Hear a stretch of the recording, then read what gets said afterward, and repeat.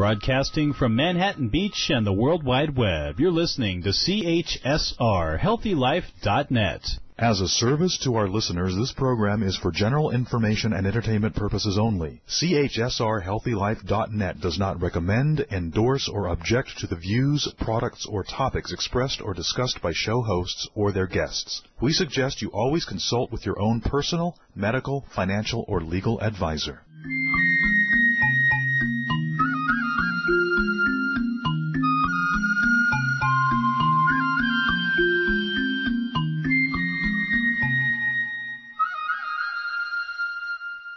Pretty is pretty important in all things in beauty. Welcome to RadioAMB, designed for those who want to live a long and vibrant life. I'm Patty Smucker, a licensed cosmetologist who's been in the industry for over 40 years. RadioAMB stands for American-Made Beauty, and it's where we tell the secrets behind the making of health and beauty products. Our segment sponsor today is AmericanMadeBeauty.com, a beauty platform designed to help consumers find beauty companies that are implementing the industry's best practices to bring you quality products and services. Go to AmericanMadeBeauty.com and find beauty products and services that meet a strict set of standards that reflect their American heritage. And stay tuned this month because we'll be launching our e-commerce site, so you can actually purchase American-Made Beauty products at AmericanMadeBeauty.com. You know, our team is always on the lookout for new brands and interesting stories. When I met Jon Koller at the Natural Products Expo in Anaheim, California earlier this year, I knew there was a bit of a rebel underneath all that hair. Little did I know I was meeting this punk-ass kid who didn't want to shave. I soon learned that much to the annoyance of his friends and family, he grew one terrible beard after another. Hardly a day went by without someone telling him to just cut that thing off already. Then one day in 2009, somebody said either cut it off or put something on it. After years of development, Beard Balm, their namesake product, was born. Now Beard Balm is an employee-owned company of badass men and women who are committed to spreading good beards across the world. Their method: they make and distribute enormous amounts of their delicious beard conditioner, the single item that makes growing an awesome beard as easy as not putting on your pants. During our feature segment, we'll meet Chief Badass and Engineer Jon Koller, who's grown a beard since he was a sophomore in high school. He's a licensed structural engineer and spends his extra time putting together buildings across Detroit. We'll hear about how beards are becoming more a part of our society in our feature segment. During our first small segment, we'll talk a little bit about their unique ingredients and what the efforts that they've made to really make sure that what goes into their jar is good goop. During our second small section, we'll talk about their social and environmental impact and how that structures the decisions they make about the way the brand is built. And finally, we'll wrap up our last segment and talk about the business side, how they've teamed up with others in a co-owned space and are working to build out their factory to meet up to keep up with their demand. So, without further ado, let me welcome Jon Koller. Thanks for being with us. Thank you, Patty. That was an incredibly generous introduction. It's very kind. Well, it's my pleasure. And so tell us a little bit about how it started, because it sounds like building a beauty company or a grooming company wasn't necessarily something that you set out to do. Yeah, definitely not at all. I really just set out to have a less bad beard, or at least make it easier to deal with the day-to-day life of, fending off people who wanted to get me to cut it off. So, the idea of commercializing it came much later, and but really once I had stumbled upon Beard Balm, it was really night and day, and I was making it in my kitchen at my house, and I would walk into a bar, and all of a sudden, not just the women but the men, their heads would swivel, and they come up to me and they say, "Hey, man, how did you do that?" And it was like the day before, nothing. And so it was incredible, like, the difference that it made. And, I'm a pretty generous person by nature, and I tend to give away a lot of Beard Balm, and that's been pretty consistent since the beginning of the company. And, people would just come up to me, and if they said something nice about my beard, it was such a shock and a surprise from a lifetime of, beard insults to, like, hear compliments that I was like, hey, have this. Like, you can grow a really nice beard, too. And so there's a pretty awesome beard culture here in Detroit, and there's just an enormous number of really sweet beards. And I don't get complimented quite as much when I'm in town, but it's all right. And so what was the process that you went through to actually discover what you wanted to put together in terms of ingredients? Was it a family recipe, or how did you come about the actual formula? Well, yeah, it was tweaking some things that existed and worked, and also, just making sure we were relying on ingredients that one of the big things was we didn't want to tax the environment. And so, because, a lot of the reasons that I've grown a beard since I was a little kid is, it's shaving is, the shaving cream and the aerosols and the razors, the disposable cartridges and all this stuff. It's just like, it's a big waste.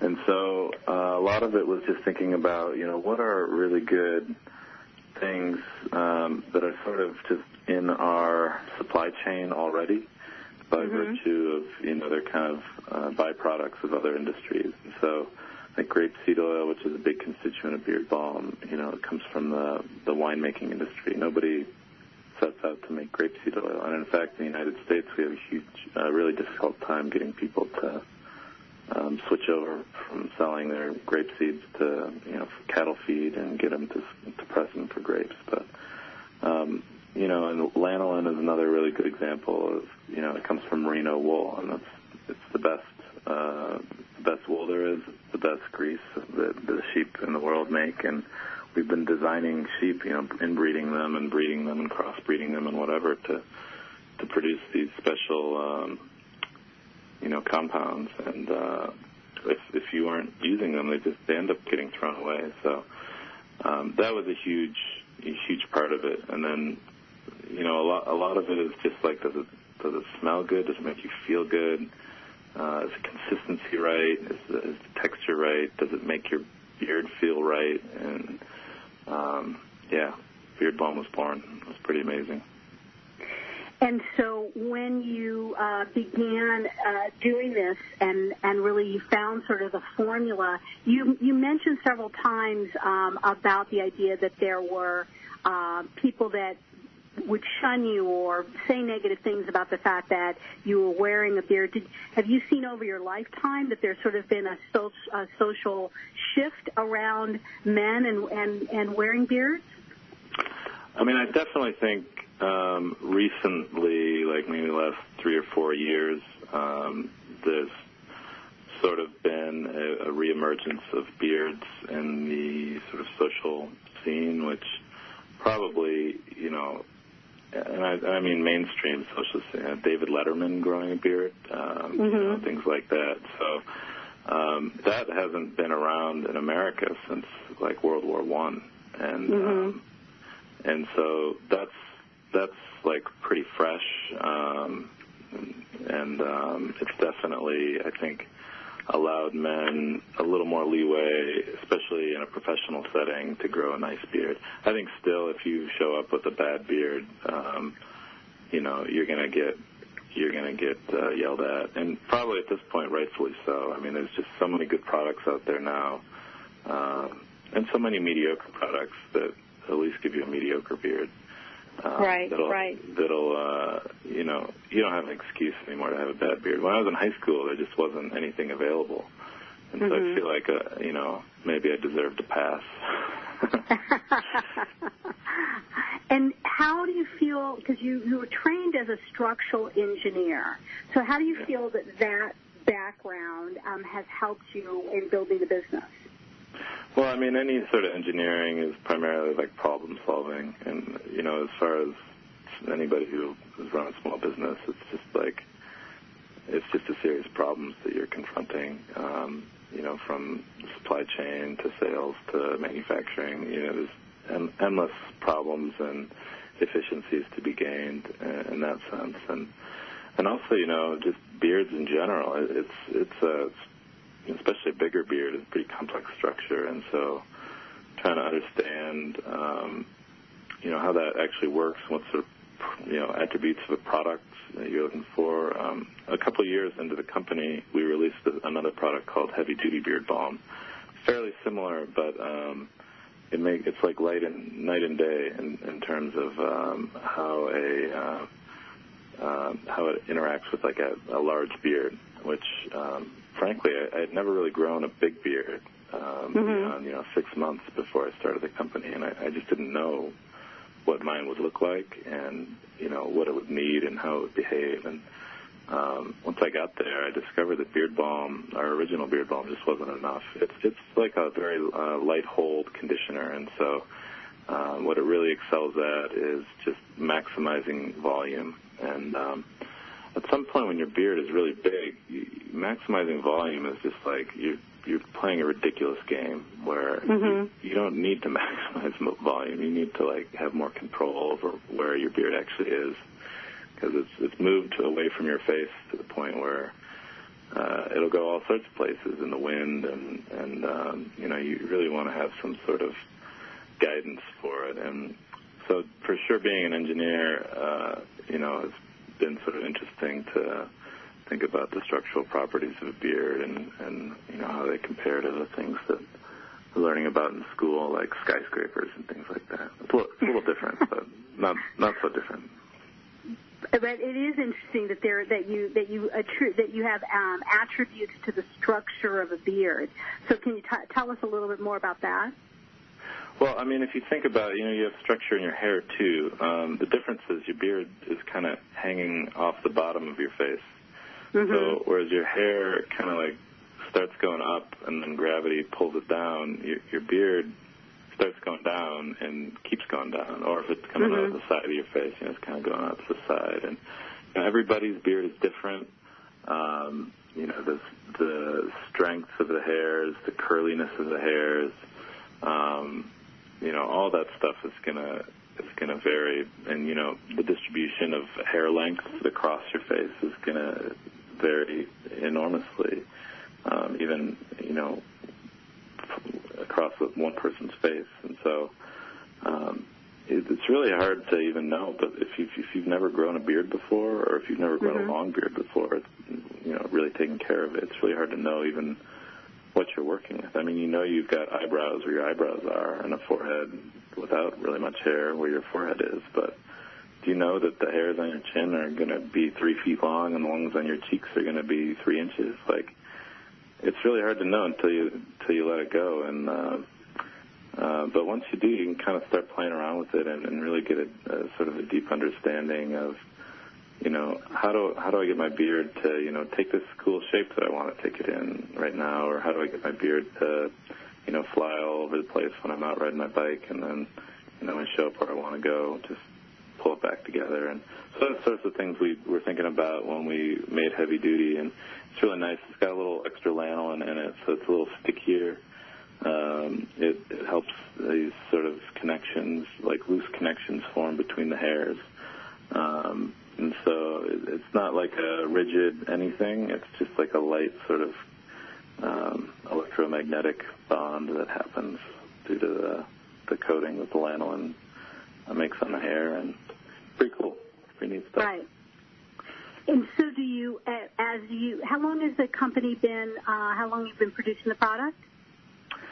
So, let's see, it's been about 5 years now since we got started, and we've been in our factory space for about 4 years, and really had it up and running, like at sort of capacity, for about 3 now. And we work out of this tiny little space in a shared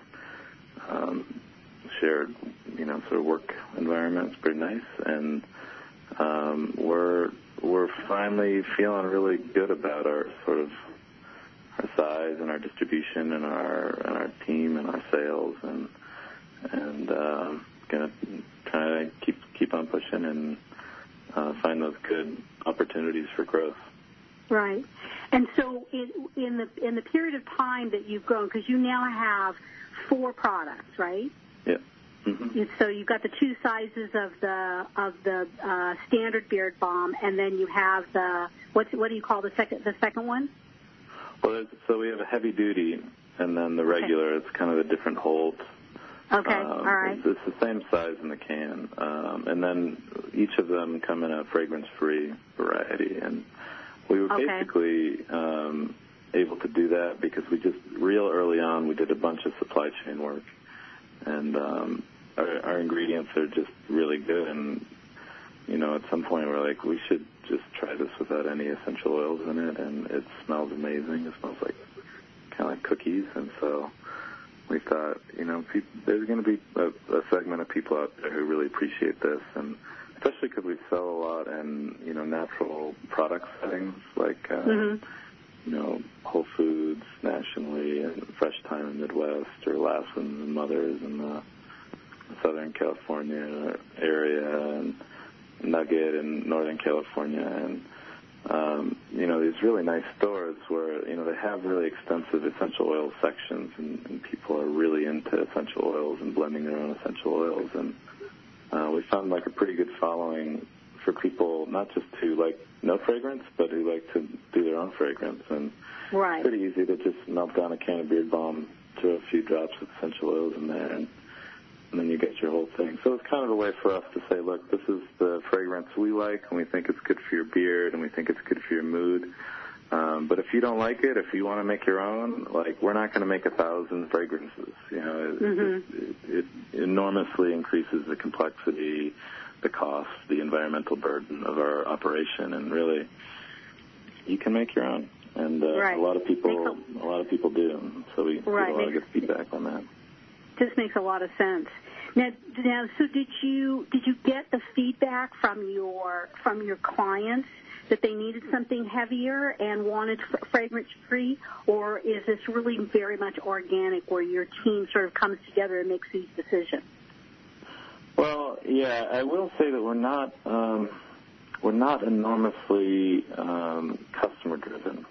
I mean, I know there's like this big mantra where it's like, listen to your customers, and in some regards, we really do listen to our customers, like especially when it seems like something's wrong, something's broken down either with the product they received or how they received it.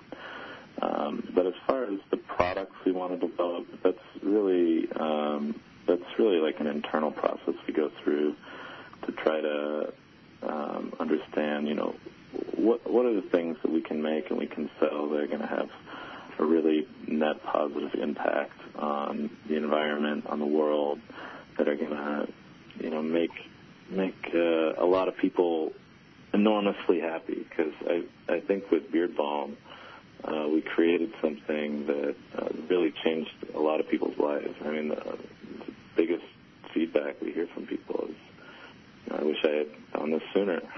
So, right. A lot of what we do is just like try to get it further out into the world. I wish I had found it sooner. I mean, I can really resonate with those people. My life would have probably been pretty different. So now you've been into this, 5 years when you started, 4 to set up the manufacturing, and 3 so that you sort of feel like you've got something humming. When you look back at this process of owning this business and starting it, are there any striking lessons that stand out to you as far as the best thing that you've learned in this process? Oh, boy, it's every day I learn a lot. So that's a great question, though. I would say that, you just have to be really careful about where the revenue comes in, and, make sure that you're going to be able to handle orders, and make sure you're going to be able to build like relationships. When we were first getting started, we relied a lot on Amazon, and it's kind of left a sour taste in our mouth because it's, you're dealing with a big machine. And, even we sort of stopped working with Amazon, and so they got worried, and they sent a real human being around, and even that interaction, it was so mechanical. Some companies have different cultures, and we're so human driven. So much of what we are and what we're about is people. The people we're helping grow beards, the people that are working in our operation, and all the people in our supply chain that are feeding us good products, and people in our distribution chain that are helping us sell it. And so for us to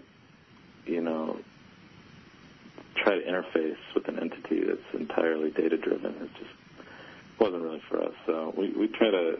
I think the big lesson is go with the humans. They're a good bet for you. It makes sense, absolutely, and it feels like everything that you've been about has been a DNA of a company that's really a social impact and an environmental impact. So it would make sense that would be where you would feel more comfortable. So speaking of that, we're going to take a little break, and when we come back, we're going to dig in a little bit deeper on some of the sourcing of the raw materials that goes into making Beard Balm. So stay with us. We'll be right back.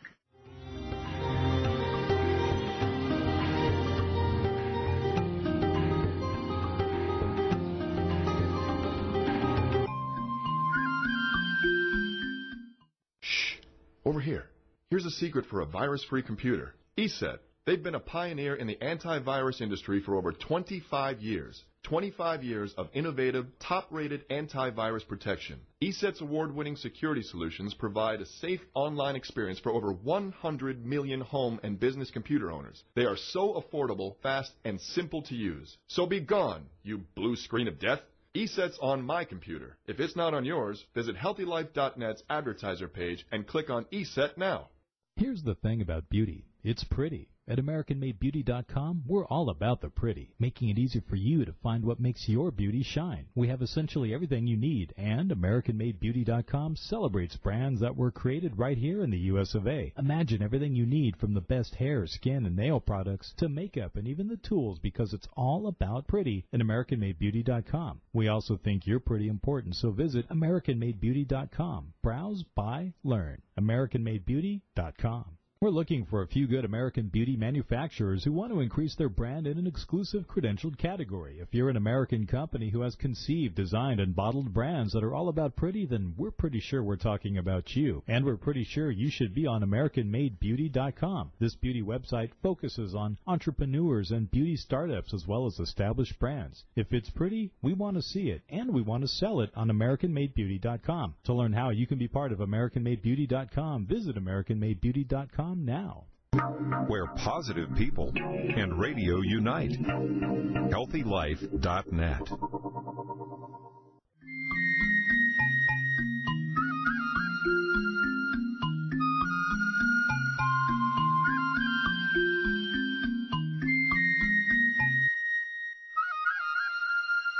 Welcome back. I'm Patty Smucker, and you're listening to RadioAMB on HealthyLife.net. We're here with Jon Koller, Chief Engineer of Beard Balm. So, Jon, I know that from our previous segment, you talked a little bit about how you created Beard Balm, and with your engineering background, began solving problems. And one of the problems would be created by your own work ethic, which was that you wanted things that were environmentally responsible. Tell us about some of the key ingredients that go into the product and why you made some selections around those things. Well, when I was getting started, it was probably like how, anybody who's cooking something up in their kitchen, they just go to the store and they buy stuff. And I wanted it to be good because I was going to put it on my face. And so, we got a Whole Foods here in Detroit, and, you go to Whole Foods and you figure what they're selling is probably the best, because that's kind of their whole scheme they got cooked up. And indeed, a lot of the stuff that we still use today is the very same stuff that we were pulling off the shelf of Whole Foods. But, you know, the volume becomes a problem. I remember real early on, the lanolin we were using to make Beard Balm was like a, you know, sort of a generic brand, like Now brand lanolin. It comes in a little 7-ounce tin or a little tub. And, wow, when you're making, you know, 500 cans of Beard Balm at a time, you go through a lot of little 7-ounce tubs. And, you know, there was days when we were driving around to, like, every health food store in Metro Detroit trying to find enough lanolin to fill an order. So, you know, pretty early on we realized that, you know, this is not a thing where you just kind of go to the store and buy some stuff at a store. And, you know, once you get into, you know, serious production, it means figuring out where is this stuff coming from and what are the options and what actually is it? Like, how actually does it get made? And,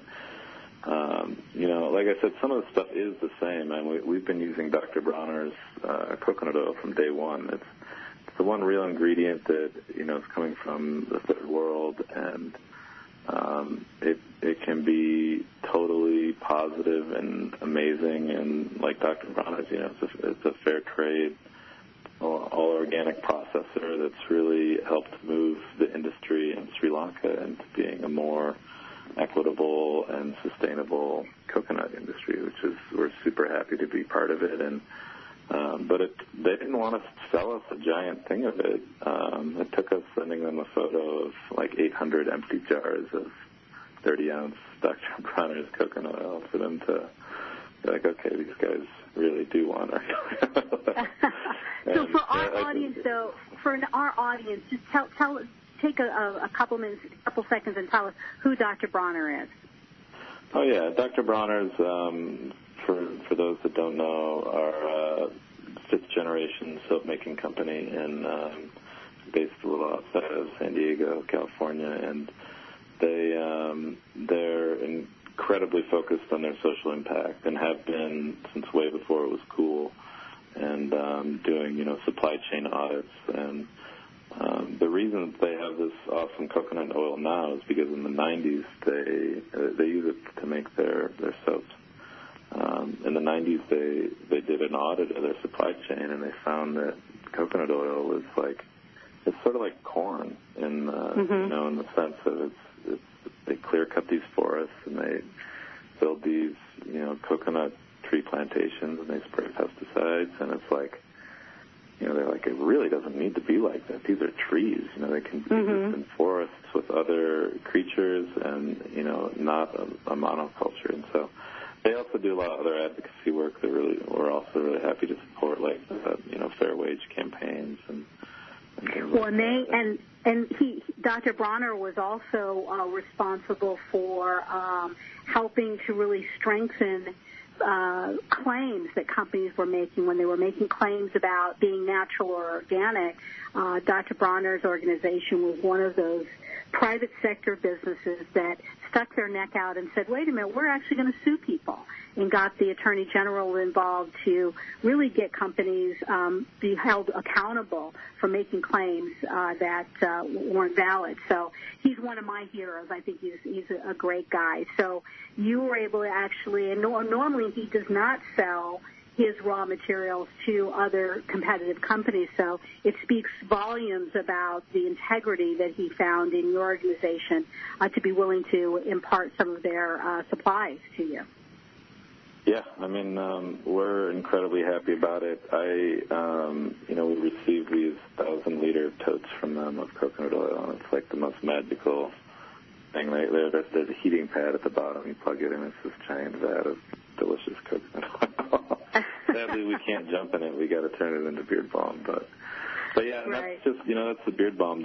I would say the beeswax is another ingredient that we do a lot of work on, sourcing from just an incredibly wide range of beekeepers here in Michigan, and it's quite difficult because the wax will vary considerably from hive to hive, and using different processing methods, and you know, that's one thing that we're still working on is trying to.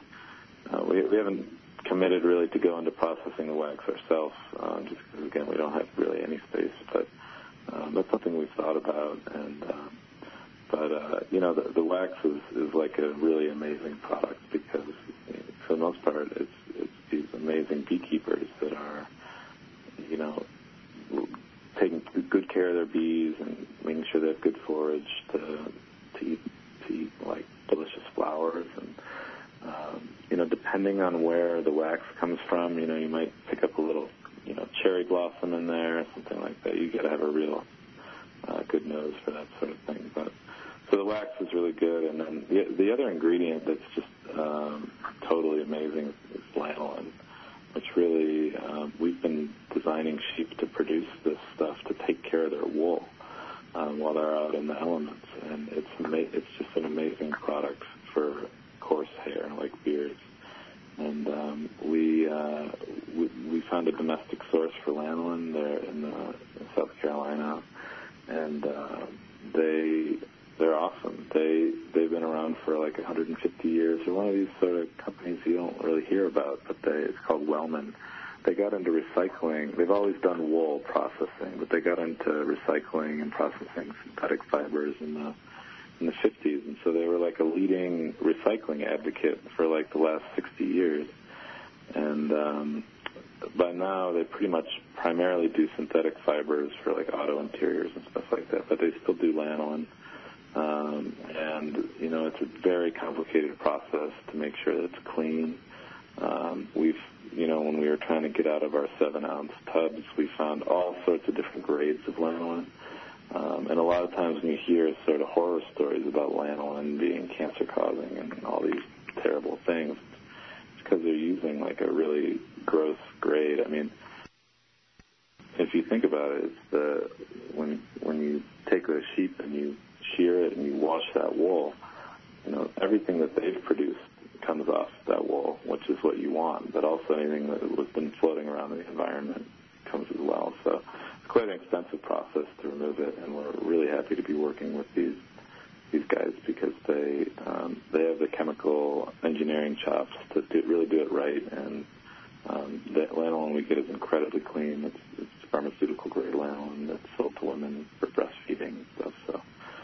Awesome. And your work really speaks volumes to the idea that the goop that goes in the jar really matters, and there are people like you who are really artisans in that you've gone that extra mile to really take a look at the entire supply chain and making sure that what goes into it is really a high quality. So congratulations for all of that extra work. It's very exciting. We're going to take another break, and when we come back, we're going to continue this conversation with Jon Koller and learn a little bit more about some of the other things they're doing for social and environmental impact. So stay with us. We'll be right back.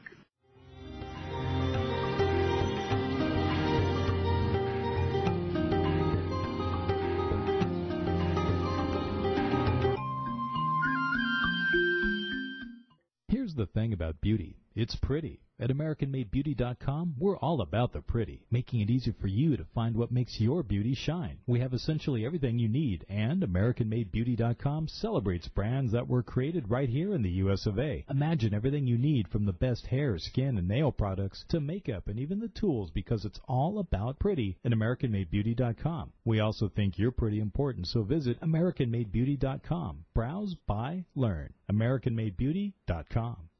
For all your live or pre-recorded webcasting needs, come to earthchannel.com. Get your web-based message out to a select group or the whole world. It's easy. A pioneer in webcasting, earthchannel.com provides the best products and services to big corporations and government users. And now this same technology is available to you. They have the best Earthcast encoders, servers, and products to meet your technical needs. But wait, don't want to mess with technical stress? No problem. They'll do it for you. EarthChannel.com is your answer. You can use webcasting for lots of things like advertising, marketing, customer support, training, and don't forget web radio and TV. In fact, you're listening to a live Earthcast right now. So come to EarthChannel.com. Actualize your audio or video webcasting needs today. You can't beat the friendly service or the price. Call EarthChannel.com at 1-800-849-8978. That's 1-800-849-8978.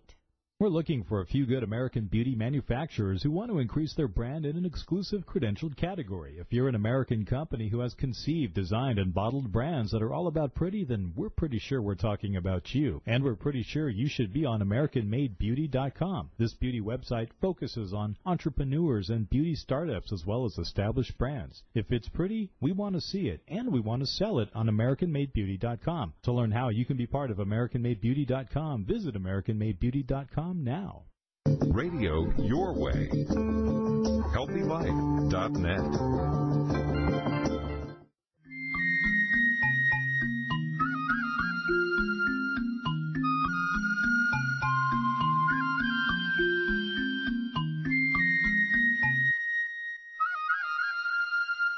Hi, I'm Patty Smucker, and you're listening to RadioAMB on HealthyLife.net. I'm here with the founder of Beard Balm, Jon Koller. Jon, tell us a little bit about some of the other social and environmental factors that you consider when it comes to building your company. Well, yeah, I mean, it's a huge part of what we do, and the company was founded sort of as this like, hey, here's like a not evil way to make money. You know, we're going to help people use less. Even though we're making something and selling them something.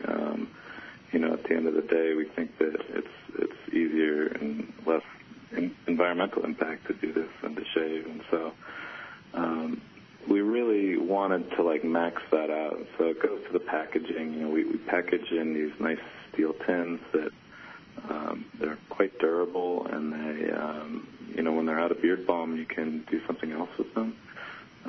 We don't use other sorts of packaging around them, so there's really nothing to throw away. Even our shelf displays, we try to make them sort of durable, and so that they stick around for a while and are able to be reused. So we definitely think about waste a lot. But, it goes beyond that. A lot of our business is done on bicycle here in Detroit, moving product around to different facilities and, doing deliveries to the accounts we distribute to directly in Detroit. We do all by bicycle.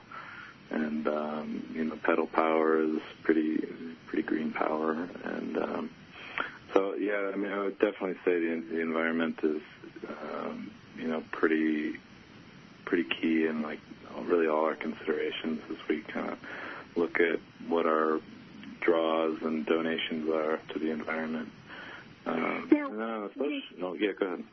Well, so, I mean, you are in Detroit, and for those, we have listeners that are listening in from 120 international markets.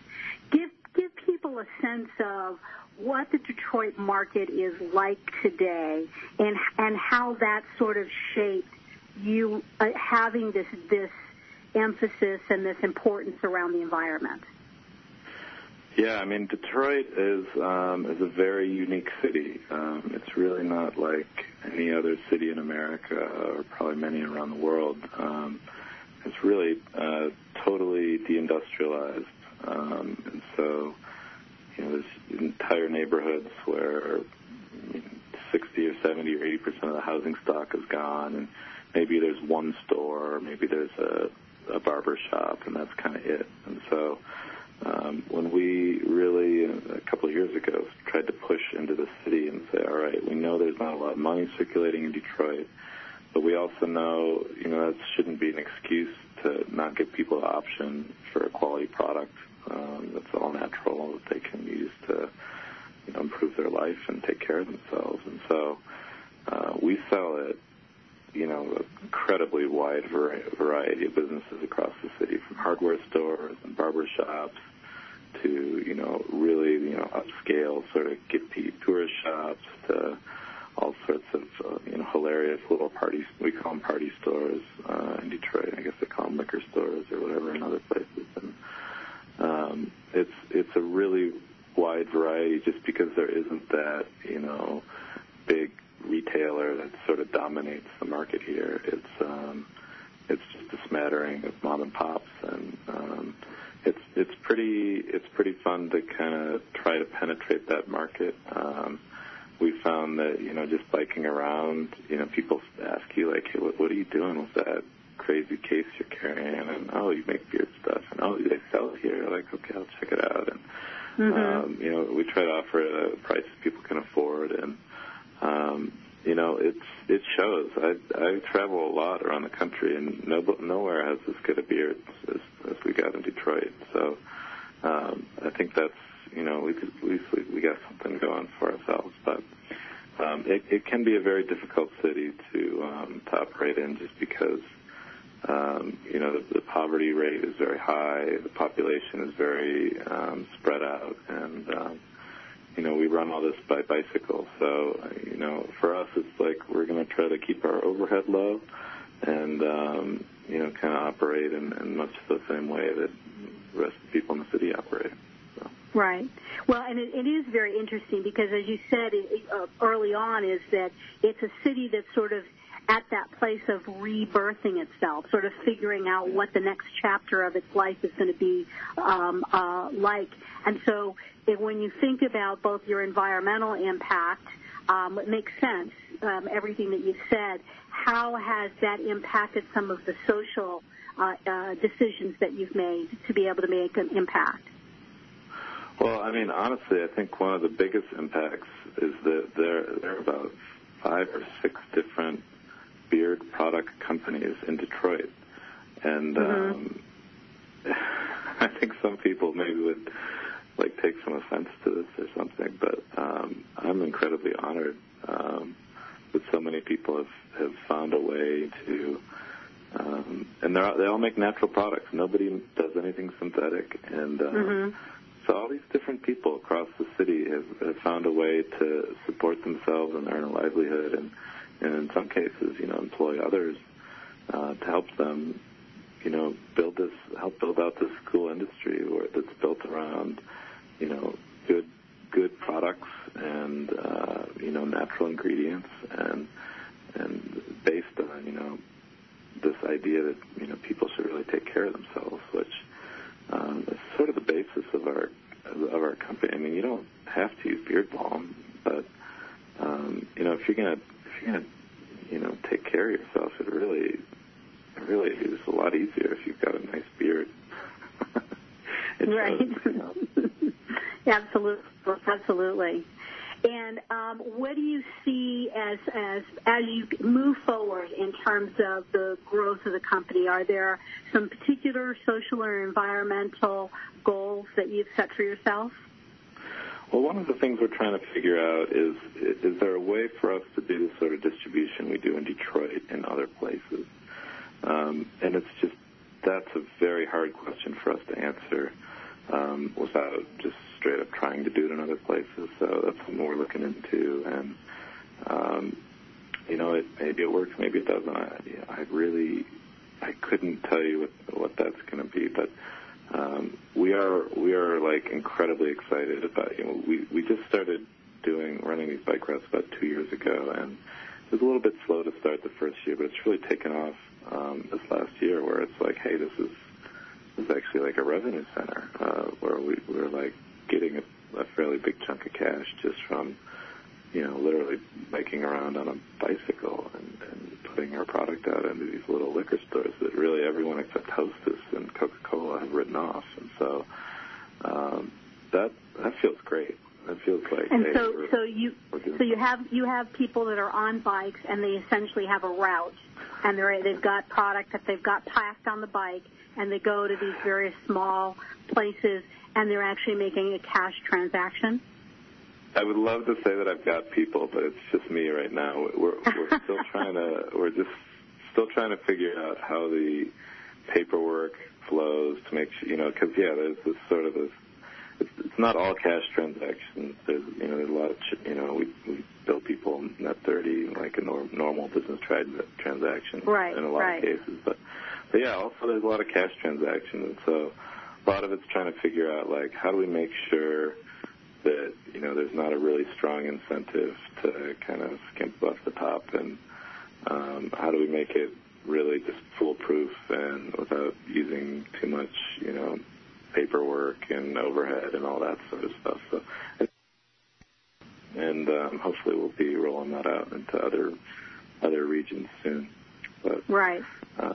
For now, we deal with UNFI and KE, and it really only manages like big grocery environments. It's really hard to get penetration into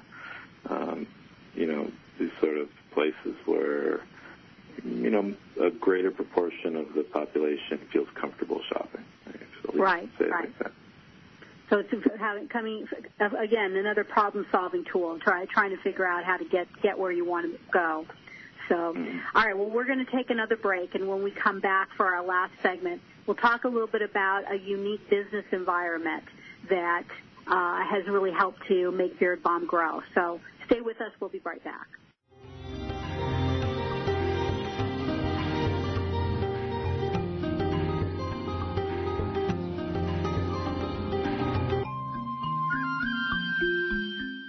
Here's the thing about beauty. It's pretty. At AmericanMadeBeauty.com, we're all about the pretty, making it easy for you to find what makes your beauty shine. We have essentially everything you need, and AmericanMadeBeauty.com celebrates brands that were created right here in the U.S. of A. Imagine everything you need from the best hair, skin, and nail products to makeup and even the tools, because it's all about pretty at AmericanMadeBeauty.com. We also think you're pretty important, so visit AmericanMadeBeauty.com. Browse, buy, learn. AmericanMadeBeauty.com.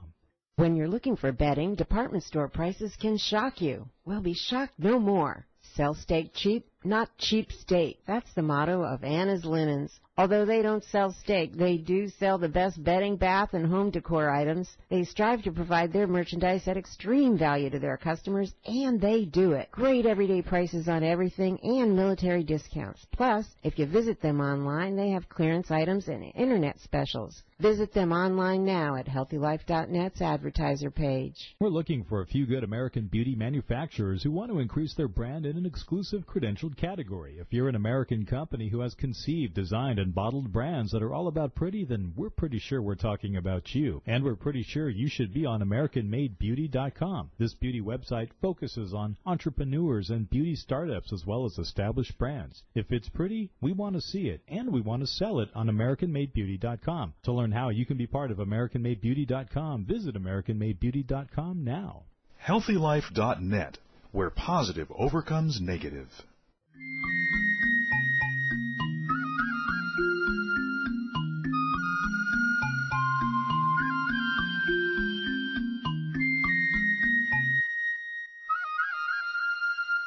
Hi, everyone. I'm Patty Smucker, and you're here listening to us on HealthyLife.net.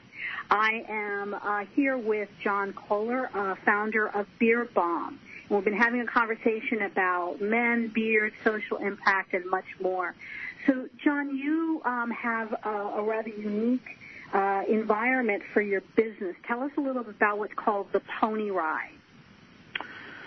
Well, I really like Pony Ride a lot. I was making Beard Balm in my kitchen, and, it became untenable one day, and I packed it all up in a box, and I went down the street to my buddy Phil Cooley's building that he had bought maybe a year earlier, and was sort of letting people he knew in the community come in, and if they could find some space in the building, just kind of do their sort of business and help their business grow. He at the time was really doing well with he has a restaurant called Flo's Barbecue. If you've come to Detroit, maybe you went there, and he wanted to try to give back in a way that was more about sharing resources that weren't monetary, and so, production space, factory space was kind of seen as one of these things that, like, he had sort of an abundance of because he had picked up this big warehouse and didn't really know what to do with it. And so I showed up with my stuff in a box, and I said, "So you were serious last night, right?"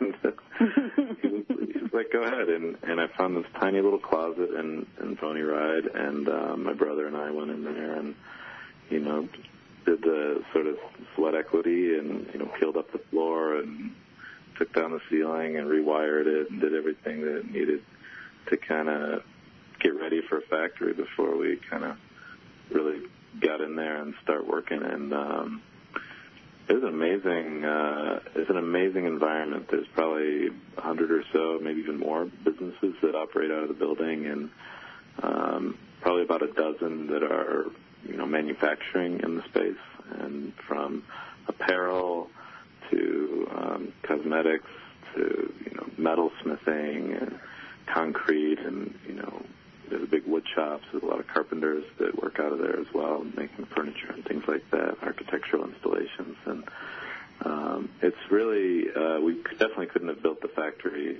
without something like that, without that expertise right there. When we'd run into something and be like, hey, we could just go ask the blacksmith next door, like, what to do with this metal, or, the woodworker next door, like, maybe he's got an extra piece of wood for us. And so, we were able to shoestring a whole factory just off, the sort of the sales from the remnants of what I had made in my kitchen, and we got something pretty functional, like pretty early on, and we're able to just slowly improve it and increase the capacity by just adding a little bit here and a little bit there, and just having the just enormous variety of entrepreneurs that are dealing with very similar problems, even if they're in a totally different environment. The blacksmiths next door to us, do these incredibly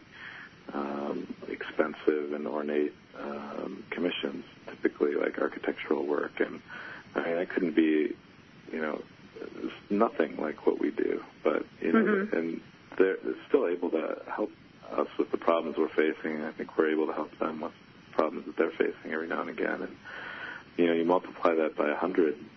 Plus, there's a huge number of businesses in there that offer services we can utilize, and so the relationship's already built in. You don't have to kind of make a call out of the yellow pages and just hope somebody's cool. So right. It's been an amazing situation. They also offer like very affordable rents, but even more than the actual rate is that the less space you take up, the happier they are, which is like the exact opposite of most leasing organizations. They want you, if they're leasing out a warehouse, they want you to take like all of it or half of it. At Pony Ride,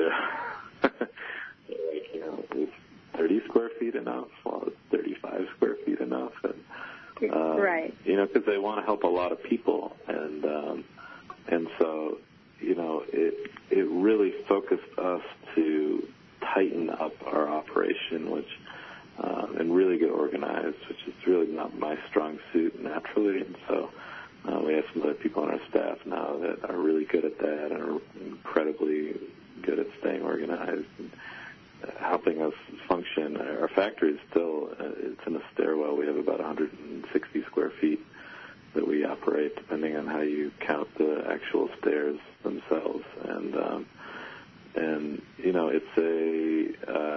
it's a really good facility. We can make a lot of beard balm in there really quickly and really consistently. But it's just amazing. But it's just amazing that what you're talking about is 165 square feet that you've been able to do this in.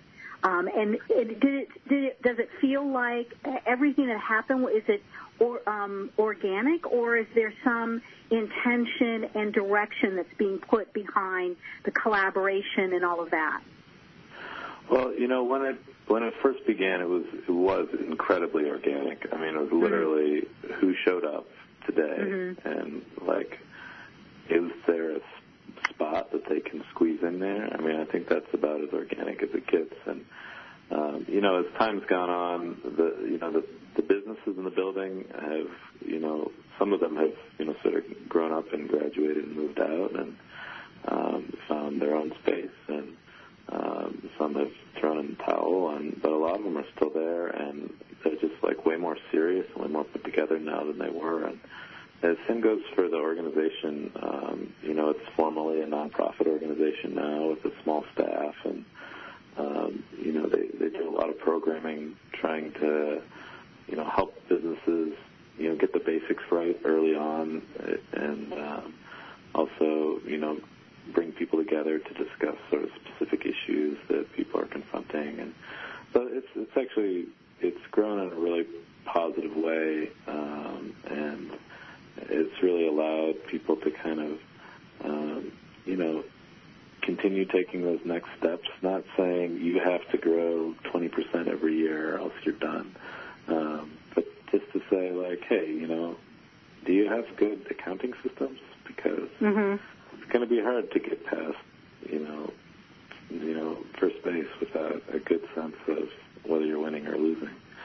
And so, and then businesses are sort of endless, and so just, being in a space with other people that, at the very least, they're dealing with the same Detroit challenges that you deal with, trying to operate in Detroit, with theft and trying to find well-qualified workers and all that stuff, and trying to, sort of leverage the Detroit name a little bit. But I think the businesses that succeed here do that, and it's really gratifying to be in that space and to be able to grow along with others and be able to celebrate other people's growth as well as your own. That's great.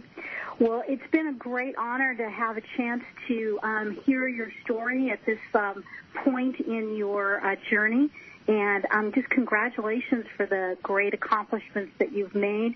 And I hope that we can get a chance to check in with you at some point in the future and hear how it continues to grow. Awesome. Well, thank you so much, Patty. It was a real pleasure. Thank you. All right, well, that will do it for us today. Join us next week when we help to look at beauty that's inspired by color. Join us for Rosa Hernandez, who will be with us next week. Send us your comments and questions to requests at American Made Beauty. Thanks for listening to Radio AMB, where we think pretty is pretty important in all things in beauty.